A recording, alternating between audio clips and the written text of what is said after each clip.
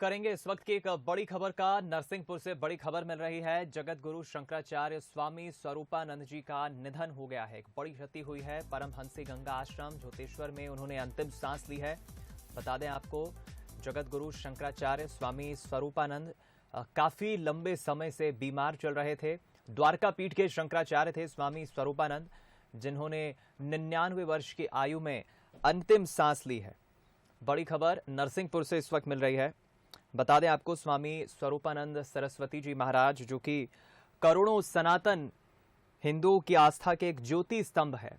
कई राजनीतिक हस्तियां हों, अन्य क्षेत्रों से जुड़ी महान बड़ी हस्तियां हों, उनका आशीर्वाद लेने जरूर पहुंचते थे और 99 वर्ष की आयु में उन्होंने अंतिम सांस ली है। द्वारका पीठ के शंकराचार्य थे स्वामी स्वरूपानंद।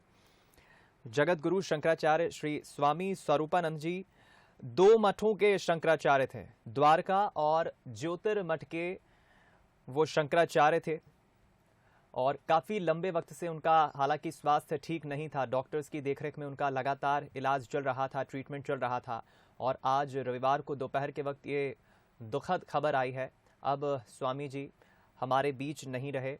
99 वर्ष की आयु में उन्होंने अंतिम सांस ली है।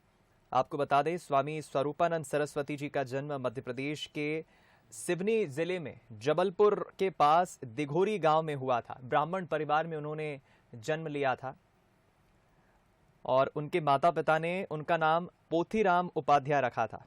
लेकिन जब सरस्वती जी महाराज जब बड़े हुए, शिशु से जब किशोर अवस्था की तरफ जा रहे थे, महज 9 साल की उम्र में उन्होंने अपना घर छोड़ दिया। धर्म की यात्रा उन्होंने शुरू कर दी। सनातन के लिए पताका लहराने के लिए, धर्म के प्रचार के लिए, धर्म में अपना योगदान देने के लिए महज 9 साल की छोटी सी उम्र में उन्होंने अपना घर छोड़ दिया और निकल पड़े। और इस दौरान सबसे पहले वो मध्य प्रदेश से उत्तर प्रदेश के काशी पहुंचे। धार्मिक नगरी है काशी, वहां पहुंचे और यहां उन्होंने ब्रह्मलीन श्री स्वामी करपात्री महाराज वेदांग शास्त्रों की उन्होंने वहां पर दीक्षा ली। और देखिए, आपको जानकर ये भी हैरानी होगी, एक और आपको जानकारी दे दें कि साल 1942 में जब उनकी उम्र करीब 19-20 साल की रही होगी, क्रांतिकारी साधु के रूप में प्रसिद्ध हुए थे। हालांकि तब भारत आजाद भी नहीं हुआ था और 99 साल की उम्र में उन्होंने अंतिम सांस ली है। जगत गुरु शंकराचार्य स्वामी स्वरूपानंद जी जो अब हमारे बीच नहीं रहे, एक बड़ी क्षति हम इसे कहेंगे। उनका निधन हुआ है और शंकराचार्य थे वो 2 मठों के, द्वारका और ज्योतिर्मठ के शंकराचार्य थे, जिन्होंने अंतिम सांस ली है। कई बड़ी राजनीतिक हस्तियां, हम बात करें अलग अलग क्षेत्रों से जुड़ी महान हस्तियां, स्वामी जी का आशीर्वाद लेने जरूर पहुंचती थी। हालांकि एक बड़ी क्षति हम इसे कहेंगे। हालांकि उनके 100वें वर्ष में प्रवेश करने को लेकर भी तैयारियां चल रही थी। आश्रम में भव्य जन्मोत्सव मनाने की तैयारी चल रही थी, जिसमें तमाम उनके भक्त कहें, उनके शिष्य कहें, राजनीतिक हस्तियों की हम बात करें, तमाम राजनीतिक हस्तियां समय समय पर पहुंचती थी स्वामी जी का आशीर्वाद लेने। लंबे समय से अस्वस्थ चल रहे थे, बीमार चल रहे थे और ये दुखद खबर अब से कुछ देर पहले आई है। स्वामी शंकराचार्य जी अब हमारे बीच नहीं रहे हैं। तो परमहंसी गंगा आश्रम झोतेश्वर में उन्होंने अंतिम सांस ली है।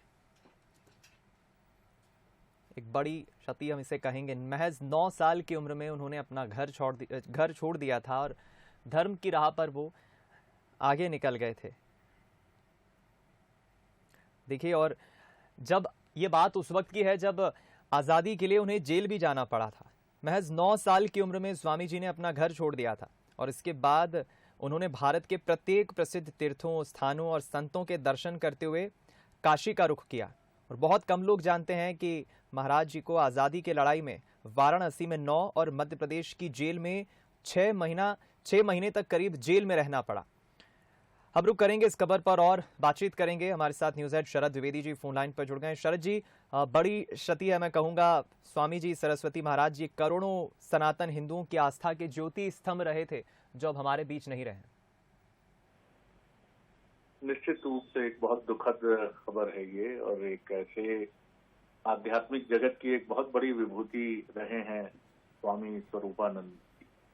और शंकराचार्य का भारतीय सनातन परंपरा में अपना महत्व है और लंबे समय तक वो दो पीठों के दायित्व को निर्वहन करते रहे और काफी स्वतंत्रता संग्राम से भी उनका संबंध रहा। 1942 के भारत छोड़ो आंदोलन में वो स्वतंत्रता सेनानी के तौर पर भागीदार रहे और उसी दौरान उन्हें एक नाम मिला क्रांतिकारी साधु। 9 महीने की जेल की सजा और बाद में एक और सजा भी उन्हें सुनाई गई। बहुत ही आध्यात्मिक व्यक्तित्व और गहरे चिंतन दर्शन और सबसे महत्वपूर्ण बात की राजनीतिक विषय पर भी देश के समसामयिक संदर्भों पर भी खुलकर बोलने वाले शंकराचार्यों में वो शायद सबसे आगे अग्रिम पंक्ति के आध्यात्मिक संत और शंकराचार्य रहे। और यही वजह रही कि कई बार उन पर अभियोग भी लगे कि वो एक विचारधारा, एक चिंतन धारा से जुड़ते हैं, लेकिन उन्होंने कभी संकोच नहीं किया अपनी बात को खुलकर मुखर होकर कहने से। और चाहे राम मंदिर का विषय रहा हो या राजनीतिक परिस्थितियां रही हों या धर्म सत्ता और राजनीतिक सत्ता के संबंध रहे हों, स्वामी स्वरूपानंद हमेशा खुलकर बोलने से कभी पीछे नहीं हटे हैं। एक बहुत बड़ी क्षति है। मध्य प्रदेश में दिग्विजय सिंह जी के वो आध्यात्मिक गुरु रहे हैं, अनेक राजनेताओं के गुरु रहे हैं। एक कथा इंदिरा जी से भी जुड़ती है, इंदिरा गांधी जी से भी, कि जब एक बार एक मंदिर में उन्हें प्रवेश नहीं करने दिया गया तो ये स्वामी स्वरूपानंद जी थे जो सामने आए थे और उन्होंने कहा कि उस मंदिर में ना सही, आप हमारे यहाँ आइए और इस मंदिर में विधिवत पूजा पाठ करिए। तो कई अनेक चीजें उनसे जुड़ी हैं। बंसल न्यूज को भी अवसर मिला उनसे बात करने का, तो बहुत सुस्पष्ट और बड़ी गहरी उनकी टीका टिप्पणी होती थी। और बात ये थी कि भरा पूरा जीवन उनका रहा और लंबे समय तक उन्होंने शंकराचार्य के अपने दायित्व को निभाया। एक बहुत बड़ी क्षति है। पूरे देश में, पूरी दुनिया में उनके अनुयायियों की संख्या निश्चित तौर पर बहुत बड़ी है। उन सब में शोक की लहर है और एक बहुत बड़ी क्षति है, एक बहुत बड़ा नुकसान है। बिल्कुल ठीक कहा आपने शरद जी। और जिस तरह से आज़ादी के लिए उन्हें जेल भी जाना पड़ा, एक काफ़ी योगदान भी उन्होंने देश की आज़ादी के पहले दिया है।